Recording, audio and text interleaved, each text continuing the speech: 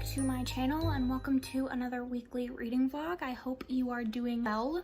This is the week of Christmas. We do not generally celebrate. The most we do is go see a movie and get dinner with my mom. That's really the extent. I have off from today, which is December 21st through January 4th. So plenty of time to read. Currently, I am reading Elantris by Brandon Sanderson and I am only 96 pages in. I am reading this and Mistborn this month in an attempt to jump into Sanderson's Cosmere because I've heard good things. I'm bouncing between this, reading this physically, and listening to the audiobook. The audiobook is like 25 hours long, and this copy is 40 pages. So it's a decent chunk, and then Mistborn I think is like 700 pages.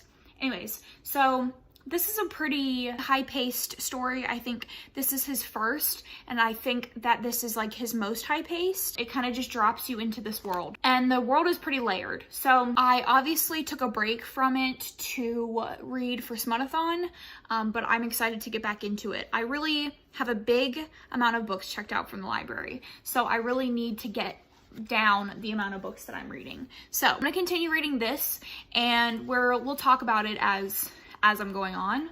And then the other book that I really want to start is The Left Hand of Darkness by Ursula K.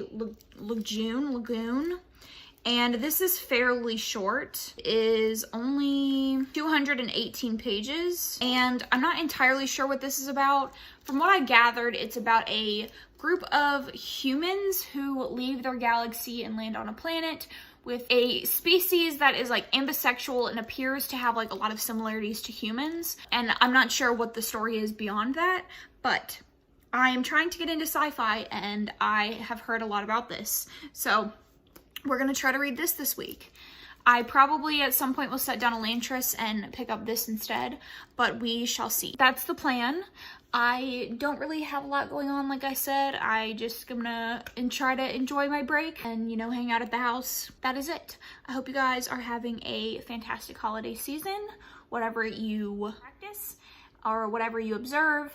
And I'm gonna update you guys a little bit later on when I have read some more. Good morning, guys. It is Tuesday, officially day one of my vacation. I'm up earlier than I would even be for work, so we love to see that. Do we like my outfit for today? I have my good old Ichigo pants from Bleach, and my shirt says aliens gave my cat a beard. So I'm not gonna be dressing normally at all for the entirety of my vacation, because why would I? I'm not going anywhere. Last night I did, here, let me set you up properly. So last night I did a decent chunk in Elantris, and I feel like there's a lot in this story that goes into it that I didn't really like touch on in my initial update. There's several things going on in this story. I'm adding strawberries to my Cheerios. The world was made up of a lot of different kingdoms, but the kind of central kingdom was, or the kingdom that was kind of prosperous and everybody kind of looked to for trading and all that kind of stuff, was called Elantris. Elantris was this like really successful kingdom. A lot of the lore of the city says that there were gods there and they had powers, and a lot of the other kingdoms really looked to Elantris for a lot of things. And then 10 years prior to this, Elantris sort of fell, and there was this disease that spread called Rheod. I'm not sure how to pronounce it, but it essentially damned the Elantrians. It made them live forever, but they were like gray-skinned, and their skin started flaking off, and it was like black underneath. Their like minds weren't right, basically, over time. Every pain that they have, they experience for eternity. So like if they stub their toe, that stub toe doesn't go away. Like they have that stub toe forever. This disease started spreading to other cities, and it seemed like the most likely people to get it were the residents of the city next door to Elantris, which is where our prince is from. They kind of regard Elantris as like this dead city that they shove all of their sick people to, there's this secret hope amongst all the people in the surrounding cities that Elantris will come back and that they will be rewarded for their faith in Elantris, because Elantris had gods outside of the other religions that are going on. Crown Prince of Aurelion, I think is what it's called, which is the city outside of Elantris, ends up getting the disease, and he goes into Elantris. He discovers that there isn't anybody in Elantris that's been there for years that is still coherent and like sane. And he meets this guy who tells him basically all the secrets about Elantris, and just meaning like how Elantris is going, how to survive, stuff like that. And that there are 3 separate gangs in Elantris that kind of take any newcomers, because newcomers get food. Like the people that are like shoved into the city, they have like a basket full of food and stuff like that. And so it's separated into 3 separate gangs. And the prince soon discovers that this guy that he met still knows how to use the old powers that Elantris allegedly had. And he has a lot of books that talks about like Elantrian history and all of that. The prince has a plot to make Elantris better, to get people out of this mindset that Elantris is a place for the damned, and that you're just gonna go there and become insane and that's it. Like there's no point in living beyond that. He starts saving newcomers, and he has this idea to take the grain that they each get in their basket when they're put into the city and plant it. That's his mission, is to like bring in newcomers and kind of form a new gang and make Elantris better. So that's his deal. So then you have a woman who was intended to be the crown prince's wife. On her journey there, when she gets to the city of Aurelion, Aurelia, or whatever it's called, she discovers that her husband, the crown prince, is mysteriously dead, and there's like some weird stuff going on. It doesn't seem like the king really cares. She's not allowed to see his body. They just claim that he died. And that's the end of that. And while she's there, she like notices how messed up the king is. He doesn't really care about people. He doesn't really care about the economy. He is catering to rich, and they have gone back to serfdom, and no one can own land. And there's just a lot of like corruption going on that she believes will slowly run Aurelion into the ground. And so she is kind of working behind the scenes with a lot of noble people in the kingdom to figure out a way to overthrow the king in like a composed and non-critical way. So she wants basically them to start treating their people right. And once they start offering these peasants land and they start treating them well, then, you know, that sort of opens a lot of avenues into how society is going to work and just makes the quality of life better, which people will work more for. Because if people are just working to survive, they're just working for nothing, then they're not going to be as productive. They're going to be lazy. Whereas if they feel like they're working for something, they're working for their own land, they're working for their family, they're working for a better life, and they can see that hope in the future, then they're more likely to be more productive and actually care. So she's hoping that this will kind of make the city prosper and like up the production and all that stuff. Your last point of view is the holy priest of this religion that has been slowly taking over the surrounding kingdoms. His belief is that his god wants him to convert the Aurelians, and he thinks his way of doing that is getting Elantris off of people's mind, destroying Elantris, condemning them, making everyone believe that Elantris is bad and that they should just leave it be, they shouldn't mess with it anymore, they shouldn't think about it, that they are demons, and that they are sent by basically the religion's devil to corrupt their minds and to keep them away from their higher purpose and the higher purpose of like the god and what he wants them to do. And so he's in the city proselytizing and all that kind of stuff, trying to convert people and kind of condemn Elantris. Kind of a lofty and layered story, and I'm really, really loving it. I'm not very far in. I'm not even halfway in. I think I'm like 230 or something like that. and it's 6:30. I'm gonna continue reading it today. I do need to run an errand. I have to return the Christmas present that I got my mom because it's wrong. But that's pretty much it as far as what I need to do. So I'll spend the majority of the day reading. I will update you guys later when I have something more interesting to talk about. So, all right guys, so it is still Tuesday, but it's like later in the afternoon, around like 2 o'clock I think. And I think I'm gonna take a break from Elantris. I am 235 pages in. I'm gonna, continue the chapter, finish out the chapter at 248. Then I think I'm gonna take a break and I'm gonna pick something else up. I read the first page or so of Left Hand of Darkness, and the writing is a big fat yikes. So we'll see how it goes. But I think I am going to read the first couple pages of Kingdom of Back by Marie Lu, first couple of pages of And Then There Were None by Agatha Christie, and the first couple of pages of Catherine House by Elizabeth Thomas, and see how I'm feeling about them. These were just the 3 that were calling out to me when I went up to my shelf. So let's see which one appeals to me.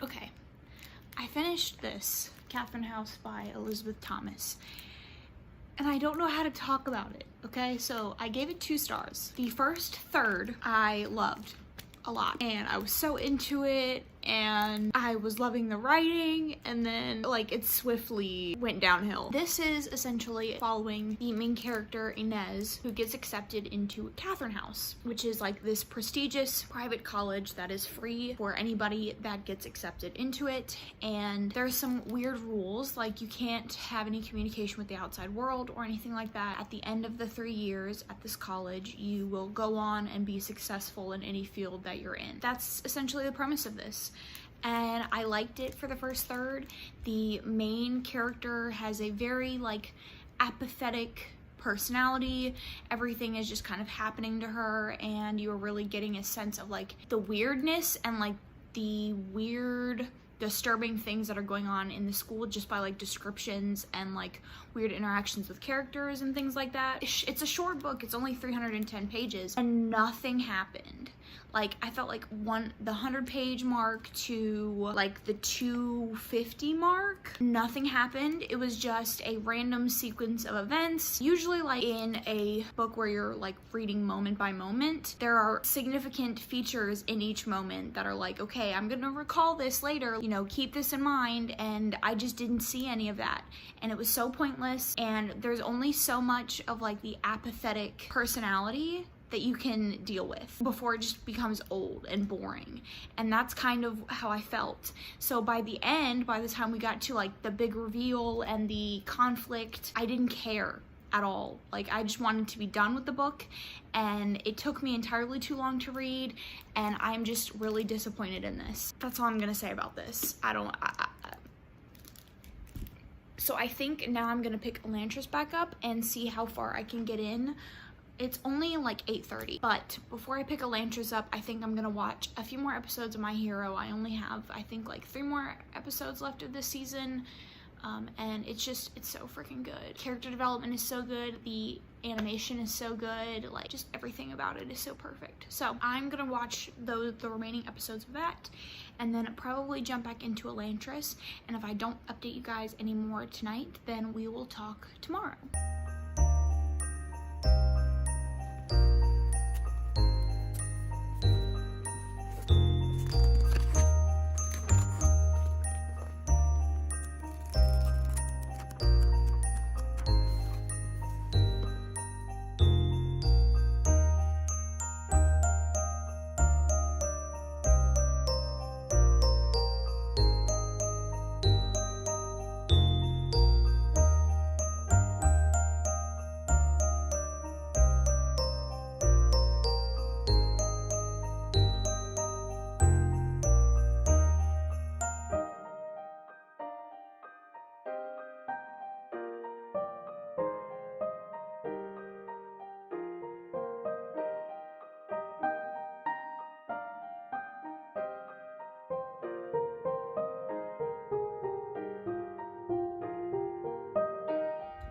guys, so it is Saturday night. I have not really done a whole ton of reading since I updated you last, but I did finish The Kingdom of Back by Marie Lu last night. This is basically the story of Mozart's sister, who it's assumed that she was a better composer or just as good as Mozart, Wolfgang Mozart, because she was a woman in that time period.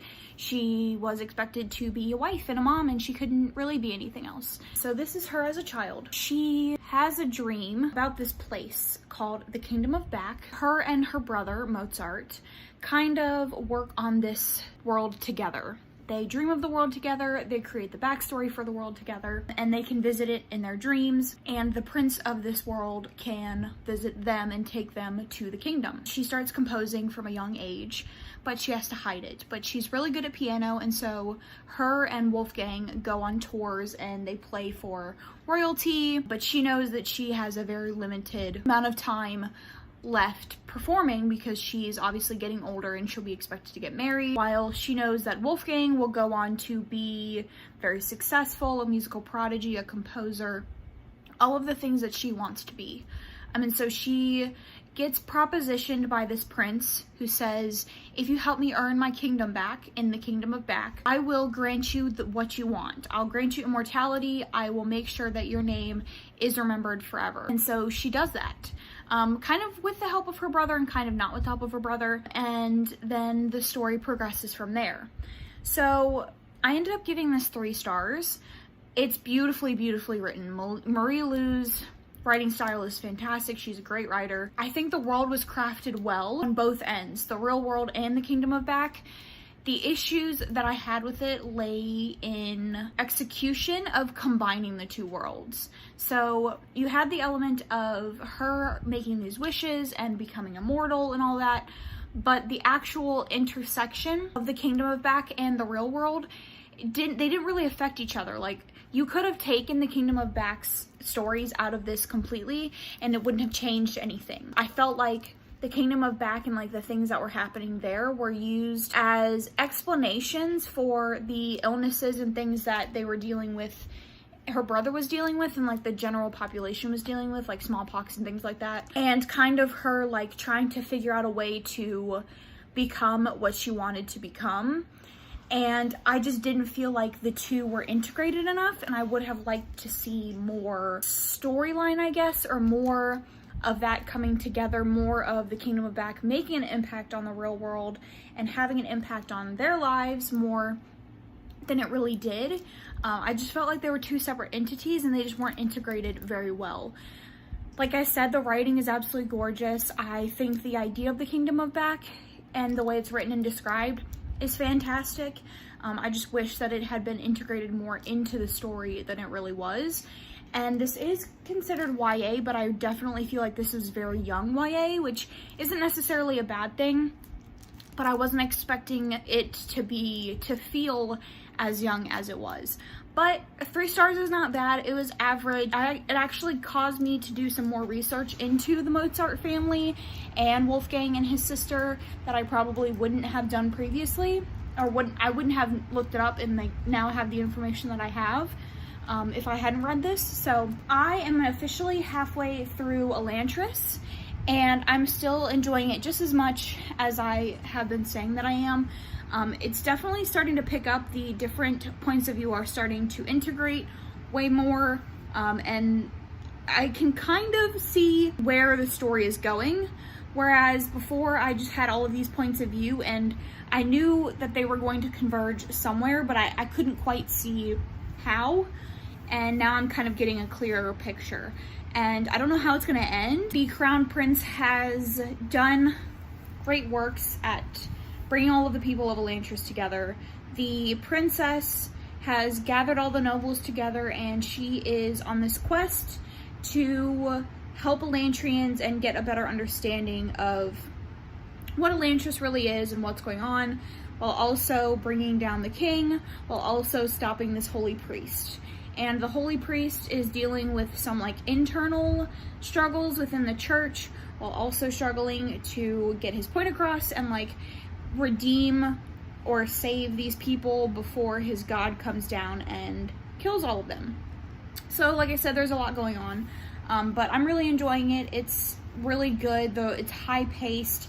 Every time I pick it up, I'm fascinated with how the story is going, and I'm just excited to continue. As far as what I'm going to be reading for the rest of the week, like I said, it's Saturday night, so I really only have one day left, but I'm debating whether I want to pick something else up or if I want to continue with Elantris. I was technically supposed to be done by this point because we are going to do the Mistborn read-along, but I just don't think I'm going to be ready for Mistborn yet, so that's fine. But I think I'm just going to see what else interests me in my books that I have checked out, and I'll let you guys know later where I'm at, if I pick something new up or what. We'll see. But that is my update. I hope you guys had a very Merry Christmas or happy holidays. I hope you stayed safe and got to enjoy a little bit of Christmas spirit or just family time in these trying times. I hope it wasn't too lonely for you. I'll update you guys later.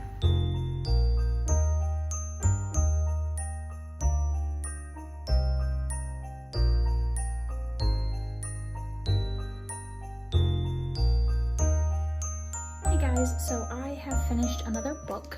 I finished Falling Kingdoms. I gave it a solid 3 stars. So this is a multiple POV story. You are following a princess of a very rich, affluent kingdom who is trying to save the life of her sister. You are following the point of view of a princess in a kingdom that has a very strict tyrannical ruler that like makes them live like Puritans basically, and she is like starting to show some signs of some stuff going on. Then you're also following the point of view of her brother, who is caught between helping his sister, protecting her, and being a kind-hearted person, and ruling alongside his father, who is the tyrannical king. And then you're also getting interspersed in there a point of view of someone that is a hawk that is looking for signs of a sorceress that is supposed to bring magic back and save this mystical kingdom. You also get some like random points of view throughout, but those are like your main points of view. It's really, it's good, it's decent. I really like the world building, and I think the history of the kingdoms are interesting. And I think that the like mystical element, the magical element is interesting, but the romances were so bad. The plot was really, really predictable, and the characters were all very like cliche, nothing special about them, but it's super fast paced and it's easy to read. Like I started it last night. I got halfway through last night in a couple of hours, and then I finished the rest of it this morning. It's super fast paced, super interesting the whole way. There's always something going on every time you pick it up, and it's easy to read. The writing is really easy. I wouldn't be opposed to continuing the series, just because I liked kind of where the series was going. But yeah, so 3 stars. Let's talk about the other books that I finished this week. So the first book that I finished was Catherine House by Elizabeth Thomas, which I gave 2 out of 5 stars. The Kingdom of Back, which I gave 3 out of 5 stars. Finished Falling Kingdoms, which I also gave 3 out of 5 stars. I got 356 pages into Elantris, which will probably be a solid 4 stars. Possibly 5 depending on the ending. I hope you had a wonderful holiday week wherever you are, whatever you celebrate. I hope you were able to relax, maybe enjoy some family time, and I hope it wasn't too emotional and lonely for you. I hope you enjoyed this video. Comment down below on the books that I read this week, what your thoughts on them were. But other than that, that is going to be it for this video. I hope I will catch you guys in my next one. Thanks so much.